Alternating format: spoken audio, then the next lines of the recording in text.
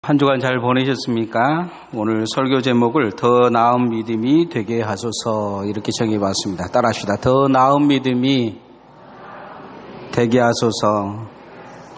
최근 몇 년 전에 중국에서 깜짝 놀랄 만한 일이 일어났는데, 그것은 17세 소년이 부모님에게 이 아이패드 2가 나왔는데 이걸 하나 사달라고 이야기하니까 그 부모가 돈이 없다고 안 사주니까 이 아이가 인터넷에서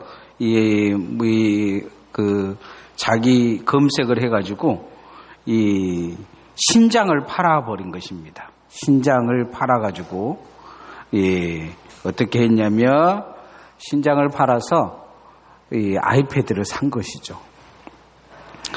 이 소년이 이제 행동을 보고 사람들이 깜짝 놀라는 것 중에 한 가지는 뭐냐면 그 자기 몸에 대해서 쉽게 이렇게 포기하고 그 무언가를 얻기 위해서 그의 가치를 위해서 그걸 되팔았다는 것이 이 중국 사람들에게는 충격이었습니다. 이 소년은 이제 조금 성인이 되면 금방 후회할 일, 잘못된 선택을 하게 된 것이죠. 큰 대가를 치러야 된다는 것을 금방 알게 된 것입니다. 이처럼 신앙에도 잘못된 한 번의 선택이 큰 대가를 치르는 것들이 많습니다. 그건 뭐냐면 바로 죄입니다. 오늘 성경에 나오는 다윗의 모습이 있습니다. 다윗이 이런 상황에 이제 접어든 계기가 있어요. 그건 뭐냐면 우리아의 아래 밧세바를 취하고 나서 우리아를 암살해 버린 거죠. 그걸 깜짝같이 감추었는데 하나님은 그것을 이제 들춰내기 시작하십니다. 그러고는 그 아이는, 갓난 아이는 죽게 되고 또 이게 다 끝난 줄 알았는데 이제 하나님 앞에 회개해서 하나님은 그 회개는 받아주시는데 우리아를 죽인 죄에 대해서는 톡톡히 치르게 하십니다. 다윗의 첫째 아들 암논이 배달인 여동생이 마음에 들어가지고 어떻게든지 이제 자기 부인을 삼으려고 했는데 이 일에 누가 동조를 해주냐면 다윗이 동조를 해줘요. 그런데 못된 짓을 하고 버려버립니다. 그러니까 그 여동생의 오빠인 이 압살롬이라는 아들이 네가 내 동생을 그렇게 몸을 버려 하면서 죽여버려요. 그 압살롬은 또 이게 아버지한테 이제 큰 죄를 지었기 때문에 도망 다니다가 다시 돌아옵니다. 이렇게 끝난 줄 알았는데 압살롬은 그 분이 풀리지 않은 거예요. 암논은 죽였지만 아버지도 죽여야 되겠다는 생각을 가지게 된 거죠. 그래서 이 모든 일은 아버지로 인한 것이다 해서 다윗을 죽이려고 왕위를 찬탈합니다. 왕위를 빼앗고 아버지를 죽이려고 시도를 했는데 거의 성공해요. 그래서 아들에게 잡혀서 죽을 위기가 놓이자 다윗은 도망가는 방법밖에 없습니다. 그리고 이제 도망가는 과정이 오늘 성경의 내용입니다. 도망가는 과정 속에서 자신을 저주하는 사람을 한 사람 만나게 됩니다. 인생에 살다 보면 모든 사람이 다 좋은 사람을 만날 수 있는 건 아니에요. 우리는 그럴 때마다 그럴 수 있다 그런 생각을 갖는 것이 정신건강에 좋습니다. 어떤 사람이 물었어요. 예수 그리스도의 형님이 누굽니까? 그러니까 그분이 농담으로 그런 이야기를 했다고요. 예수 그럴 수도 그렇게 이야기했다고요. 그럴 수도 있다는 것이죠. 그럴 수도 있다. 우리도 늘 그런 생각을 갖고 사는 것이 마음 편합니다. 한번 해봅시다. 그럴 수도 있다. 네, 저 사람이 나한테 욕할 수도 있다. 뭐 모든 사람들이 다 나를 좋아하겠습니까? 모든 사람들이 나를 다 따르겠습니까? 모든 사람이 다 나를 칭찬하겠습니까? 세상 살다 보면 그럴 수도 있다 하는 사람들을 만날 수가 있습니다. 그렇다 하는 사람들도 있지만 세상에는 그럴 수도 있다는 사람들이 훨씬 많습니다.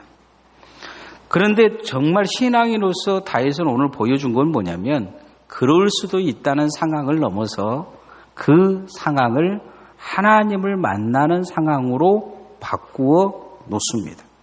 그 상황에 회개의 자리로 돌아갑니다.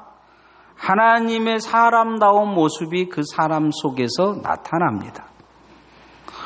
우리도 늘 세상의 상황이 어떤 상황이 되든지 그 상황이 하나님으로부터 시작되었다는 것을 잊어버리지 말고 회개의 자리로 돌아가야 될 것입니다. 그래야 하나님의 긍휼이 있습니다. 따라합시다. 회개의 자리로 내려갑시다. 사순절은 특별히 나의 죄에 대해서 깊이 묵상하며 회개의 자리로 내려가는 그런 과정입니다. 다윗이 도망가는 중에 사울의 족속 시므이가 와가지고 막 저주를 해요. 자신에게는 이 힘이 있다고 생각한 이 다윗을 저주한 것은 죽을 각오를 하고 한 것이죠. 듣기 싫은 소리를 막 해요. 그런데 다윗은 그 입을 틀어막지 않습니다. 그 상황에 하나님을 바라봅니다.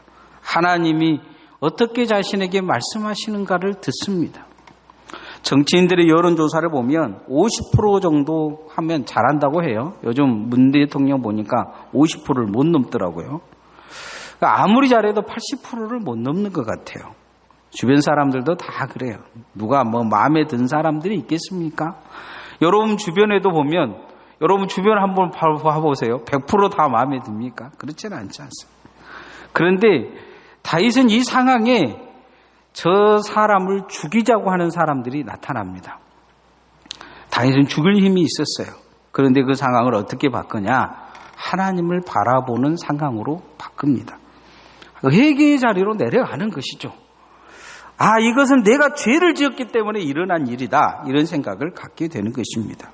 오늘 다윗이 죽을 유기오자 시므이가 다윗이 사울왕을 암살했다. 이런 이야기를 해요. 이 시므이는 사울의 친족이에요. 사울왕이 왕이었을 때 얼마나 권세를 누리고 살았겠어요. 권세를 빼앗겨보는 이들은 다시 사울왕가가 왕위에 오르기를 원하고 있는 것이죠.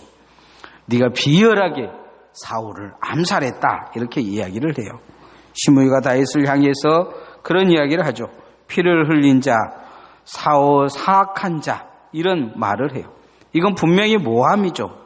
모함이 분명해요. 그리고는 그 모함을 들은 다윗의 신하들은 죽이자고 이야기를 합니다. 말 한마디만 하면 죽여버리겠다. 이렇게 이야기를 해요. 그러자 다윗이 내버려 두라. 이야기를 합니다. 자, 10절 말씀 한번 같이 읽어보십시다. 10절 시작. 왕이 이르되 스루야의 아들들아 내가 너희와 무슨 상관이 있느냐. 그가 저주하는 것은 여호와께서 그에게 다윗을 저주라 하심이니 내가 어찌 그리하였느냐 할 자가 누구겠느냐 하고. 누가 저주하란 것이냐?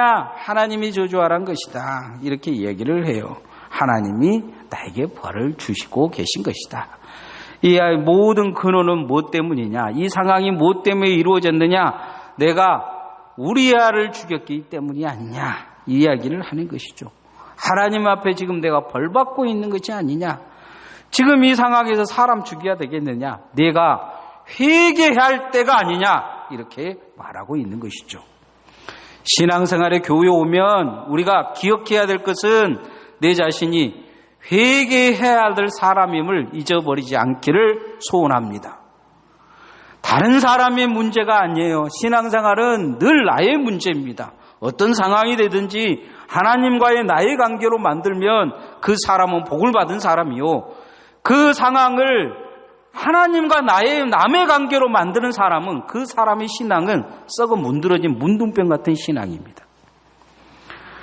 우리가 늘 기억해야 될 것은 내 신앙과 나의 관계가 하나님 앞에 세상의 관계를 만들어가고 있다는 것이죠. 다윗은 그렇게 생각해야죠. 이것은 하나님이 하신 것이니 당해도 싸다. 이런 생각을 해요. 애매한 욕을 먹으면 화를 내고 분을 내고 남 욕하고 죽이고 싶은 생각이 가득할 것입니다. 이게 보통 사람의 생각이죠. 그러나 하나님 앞에 징계당하고 있는 다윗은 태도를 바꿉니다. 내가 지금 남 죽일 때냐? 내가 지금 남 욕하고 살 때냐? 내가 지금 남 잘못한 것에 대해서 일일이 시비 걸고 살 때냐? 내 자신이 하나님 앞에 바로 서야 될 때가 아니냐? 내가 얼마나 형편없는 인간이냐, 내가 얼마나 형편없이 생각하고 살았느냐, 내가 얼마나 형편없는 짓을 하고 살았느냐, 나는 내 자신을 알고 있다, 이렇게 말하는 것이죠. 우리가 하나님 앞에 보면 너나 나나 형편없는 사람들입니다. 하나님 앞에 회개의 자리로 내려갈 수 있기를 소원합니다. 그 사람에게 하나님의 은혜가 있습니다.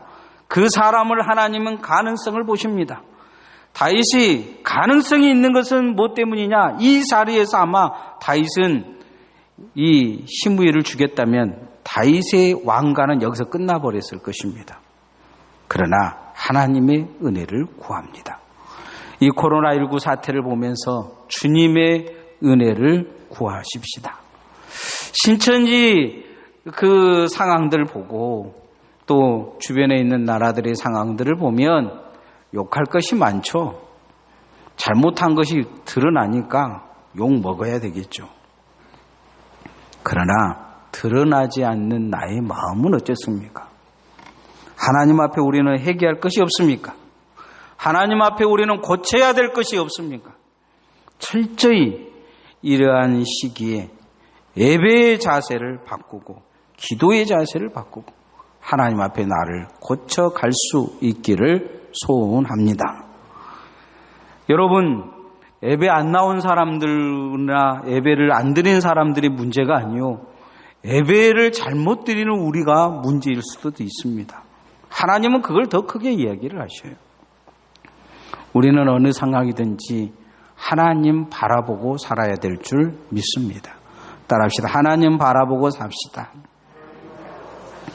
다윗이 순간 분을 내지 않고 하나님 바라봅니다. 남들은 막 화내고 옆에서 죽이자 말자 막 욕하고 이 난리를 치는데 하나님 바라봐요. 하나님이 나를 저주하신 것이 아니냐. 그 시므이의 목소리 속에서 하나님의 목소리를 듣습니다.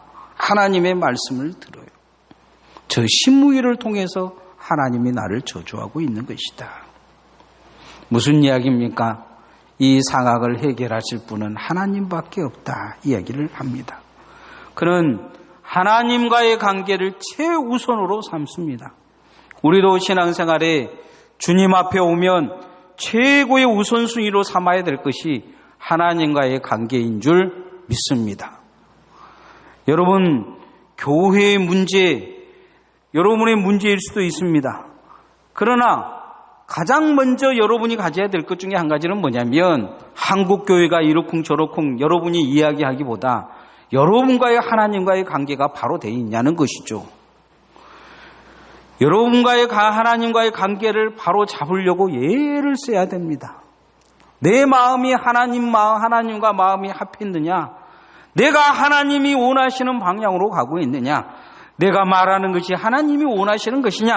우리 자신은 그렇게 우리 자신을 뒤돌아보며 하나님과의 관계를 회복해야 될 줄 믿습니다. 하나님과의 관계를 회복하려고 하는 다윗의 노력이 있습니다. 11절 말씀 한번 같이 읽어보십시다. 시작.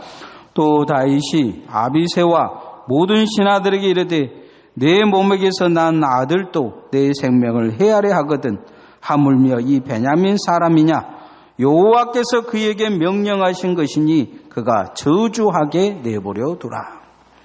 내 아들도 나를 잡아 죽이려고 하는데 이 사람이 이렇게 요구하는 것이 뭐 대수냐 이렇게 이야기를 합니다.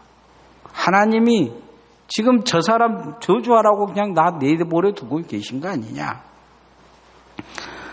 이 상황에서 우리가 해야 될 것은 내가 하나님 바라보는 것이다.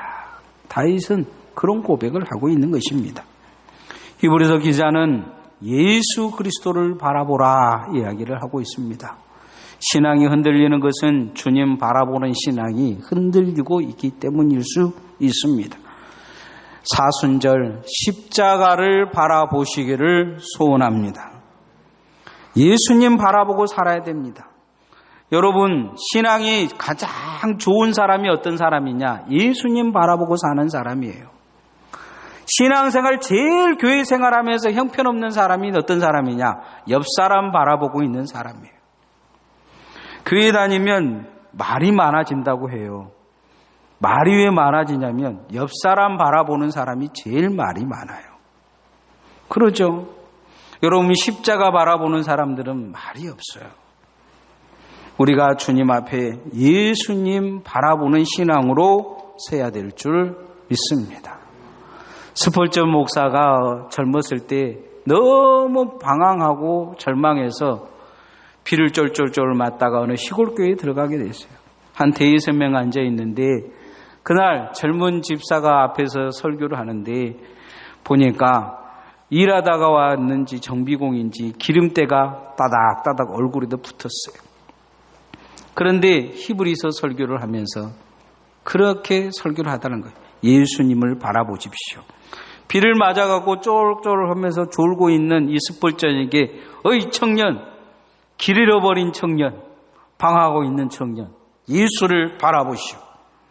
그렇게 강하게 소리지더라는 거예요. 이 스폴전이 자기가 길을 잃어버린 걸 모르는 거예요. 아, 나는 길을 잃어버렸구나. 내가 예수님 안 바라보니까 흔들리는구나 하고 정신을 차렸다는 거예요. 여러분, 예수님은 십자가를 바라보고 골고다 언덕을 오르셨습니다. 다들 만류해도 그 길을 올렸어요. 그리고 주변에서 채찍을 쳐도 그 길을 오르셨습니다. 고난주간 우리도 주님을 잘 뒤따르는 과정을 겪어야 될 것인데 예수 그리스도의 십자가를 바라볼 수 있기를 소원합니다. 우리가 초점이 잘 맞춰져야 돼요. 다윗은 지금 욕하는 사람 앞에다 놓고 하나님께 초점을 맞춥니다. 신앙의 선택은 예수님 바라보냐 바라보지 못하냐에 있습니다. 저는 여러분이 신앙의 초점을 주님께 잘 맞추기를 소원합니다. 그리고 자꾸 신앙생활 하면서 다른 사람 말을 줄여야 돼요. 누가 귀고리를 차고 오든지 말든지 치마가 짧든지 말든지 여러분의 신앙이 주님 바라보는 신앙으로 자꾸 맞춰져야 예수님 생각하게 되고 예수님 바라보게 되고 흔들리지 않아요. 신앙생활 오래 하는 사람일수록 말이 많은 이유는 주변에 간섭하기 때문이에요. 하나님이 여러분의 마음을 일일이 간섭한다면 여러분은 견디지 못할 거예요. 주님은 참고 기다리고 계셔요. 우리가 바라보는 모든 사람들도 하나님은 그 사람 바라보고 참고 기다리고 계셔요. 회개하고 예수 그리스도를 바라보기를 기다리고 계신 거예요. 중요한 것은 내가 주님 그렇게 바라봐야 될 줄 믿습니다. 그리고 주님 바라보면서 가장 중요한 게 있어요. 긍휼을 구해야 됩니다. 따라합시다. 긍휼을 구합시다. 부메랑이라는 무기가 있어요. 이것을 던지면 이렇게 다시 자기에게 돌아와요. 원래는 무기였는데 요즘 스포츠로 이제 바뀌게 됐죠. 창세기 12장에 보면 아브라함에게 하나님이 그런 말씀을 하셔요. 너를 축복한 자를 축복하고 너를 저주한 자를 저주할 것이다. 제가 늘 이 본문을 가지고 설교할 때마다 반대로 생각하라고 할 때가 많아요. 사람 꼭 이 설교를 하게 되면 사람들은 그래요. 네가 나를 저주해? 내가 하나님의 사람이니까 너는 저주받을 거야. 그러는데 반대로 생각하면 내가 저주하면 내가 저 사람을 저주하면 내가 저주받고 내가 저 사람을 축복하면 축복받는다는 말씀일 수도 있어요. 너나 나나 다 예수 믿는 사람들인데 너나 나나 다 하나님의 자녀들인데 말씀을 거꾸로 읽어볼 필요가 있다는 것이죠. 산산수훈 8부에 보면 긍휼을 베푸는 자가 긍휼을 입을 거라고 말씀하셨어요. 내가 정말 긍휼을 구하는 자세를 가져야 되는데 그 긍휼을 구하는 자세는 어떤 것이냐? 하나님 앞에 자기 자신을 낮추는 거예요. 부메랑을 결국은 자기에게 돌아올 줄을 알고 하나님 앞에 이 저주의 부메랑을 축복의 부메랑으로 바꾸는 거예요.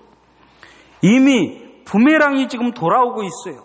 우리아를 죽인 부메랑이 저주의 부메랑이 다윗에게 지금 돌아와서 다윗을 힘들게 하고 있어요. 다윗은 이 상황에서 시므이를 죽이면 또 그 부메랑을 맞게 될 거예요. 그래서 다윗은 이 부메랑을 축복의 부메랑으로 바꾸어 놓습니다. 12절 말씀 한번 같이 읽어봅시다. 시작. 혹시 여호와께서 나의 온통함을 감찰하시리니 오늘 그 저주 때문에 여호와께서 선으로 내게 갚아 주시리라 하고, 하나님이 지금 저주의 부메랑을 내게 날리고 계신 거 아니냐. 나는 이 상황을 지금 바꿔야 될 필요가 있다. 내 자신을 위해, 내 후손을 위해 바꿔야 된다. 이렇게 이야기를 합니다. 그리고는 다윗은 이 죽이지 말라고 해요. 그냥 내버려 두라고 해요. 저주를 더 많이 하게 내버려 둬라. 하나님이 혹시 이 상황을 바꿔주실 줄 아냐? 지금 내가 저주받고 있는 이 상황을 축복으로 바꿔줄 줄 아냐? 저주하게 내버려 두라고 해요. 나중에 이제 압살롬이 죽고 나서 다윗이 돌아옵니다. 돌아오는데 이 시므이가 맨 처음에 찾아가고 무릎 꿇고 싹싹 빌어요. 이제 죽을 위기가 놓이니까 다 살려달라고 발발 비는데 다윗이 죽이지 않고 살려줍니다. 왜 그렇습니까? 다윗은 이 상황을 바꾸어야 될 상황을 알게 된 거예요. 지금까지는 하나님 앞에 잘 살아왔다가 한번 큰 죄를 지었는데 엄청난 고통을 겪어요. 이 고통을 통해서 다윗이 경험한 것 중에 한 가지는 뭐냐면 부메랑은 반드시 돌아온다는 거예요. 여러분, 우리가 신앙생활 하면 반드시 부메랑이 돌아오게 될 텐데 축복의 부메랑을 날리시기를 소원합니다. 우리가 상황이 어찌가 됐든지 이걸 잘 바꾸면 하나님의 저주의 쇠사슬들이 끊고 긍휼의 사슬이 내게 메어지게 될 것입니다. 주님의 십자가는 긍휼의 십자가입니다. 용서받는 십자가입니다. 우리도 그 긍휼의 십자가를 지고 주님 뒤따라가 되어야 될 줄 믿습니다. 다른 사람을 용서하고 섬기고 베풀고 살면 하나님이 은혜 베풀어 주시고 긍휼히 여겨 주실 줄 믿습니다. 여러분의 삶에 하나님이 긍휼이 있기를 원하십니까? 그러면 여러분 긍휼의 눈을 가지시기를 소원합니다. 다른 사람들을 불쌍히 여기고 긍휼의 말을 가지기를 원합니다. 다른 사람들이 긍휼히 여기면 하나님이 여러분을 긍휼히 여겨 주실 것입니다. 저주의 말을 그치고 긍휼의 삶을 살아야 될 것입니다. 다윗은 과거의 지은 죄를 철저히 대가를 치르고 있는 중입니다. 이 대가를 치르고 있는 중에 저주한 사람이 나타나요. 그런데 다윗은 거기에서 한 가지 깨달은 게 있어요. 회개할 타이밍이라는 것이죠. 우리 신앙생활에 주님 앞에 오면 회개의 기회를 잃어버리면 안 됩니다. 그리고 그 순간 다윗은 주변에 있는 사람들은 저주한 사람 한 사람 쳐다보고 있는데 다윗의 초점은 하나님께 가 있습니다. 우리도 신앙생활의 초점이 예수 그리스도의 십자가에 가 있어야 될 줄 믿습니다. 하나님을 바라보고 십자가를 바라보고 신앙생활을 해야 됩니다. 그리고 다윗은 이 상황을 긍휼의 상황으로 바꿔놓습니다. 용서해주고 그를 살려보내줍니다. 이미 부메랑이, 저주의 부메랑이 자기에게 지금 닥쳐오고 있는데 이 부메랑을 바꿀 수 있는 것은 죽여야 될 사람 한 사람 살려주면서 자기 상황을 바꾸려고 애를 씁니다. 하나님은 이 다윗의 마음을 받아주시고 상황을 바꾸어 주십니다. 저는 우리 서민과 나눔의 교회 성도들이 이 사순절 회개의 자리로 내려가고 주님 바라봄을 통해서 긍휼의 마음과 긍휼의 생각과 긍휼의 눈을 가짐을 통해서 여러분의 삶과 가정과 직장과 여러분의 자녀 속에 긍휼과 축복의 부메랑이 돌아오기를 소원합니다. 찬양하십시다.